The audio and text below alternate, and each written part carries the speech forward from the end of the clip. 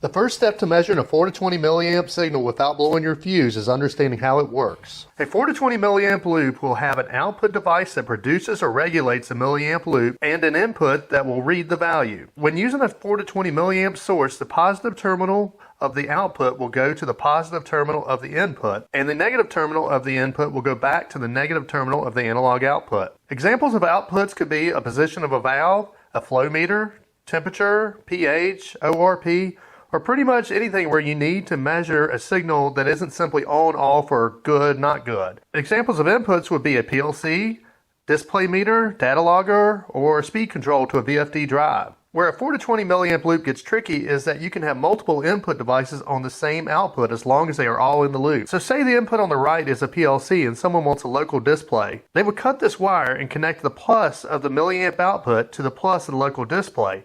Then connect the minus of the local display to the plus of the next device. When troubleshooting a milliamp circuit, your first inclination will be to grab your amp meter. It makes sense, but this is to measure big amp. In this one's case, it's 0 to 600 amp. We need something that can measure milliamps, which is a much smaller meter. If you Google a 4 to 20 milliamp meter, then you're going to come up with some expensive solutions such as this Fluke 772. But don't fret. Your typical affordable meter such as this one we sell at the automation store can measure a 4 to 20 milliamp signal. One thing you must pay close attention to when testing a milliamp signal is down near the terminal post where it says fused. Nearly all voltmeters are fused, and the most common way to blow a fuse in a voltmeter is checking milliamp. I've heard of some instructors that give students lower grades if they blow the fuses in their meters. Students, if this happened to you, then sorry about your luck, but trust me, you just learned a valuable lesson that will help you in the real world. Instructors, if you're doing this, please stop.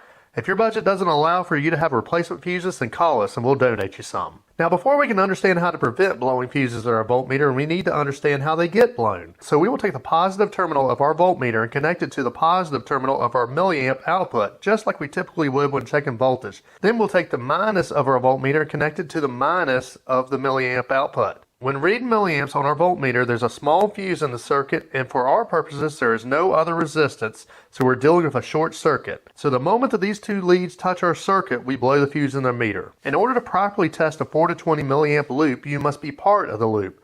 So instead of connecting across the circuit, you must remove one of the wires. It could be the positive or the negative wire. Then connect your meter through the loop. Then your meter will only see between 4 and 20 milliamps, preventing the fuse from blowing.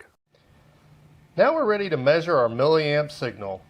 First, we'll turn our voltmeter to milliamps. We want to make sure that we have the leads in the proper position. We see the red lead says milliamps right there.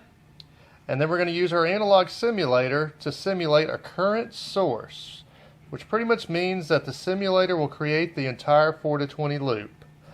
It says put our common on the black, and it says our reds are PLC input, or in this case our voltmeter.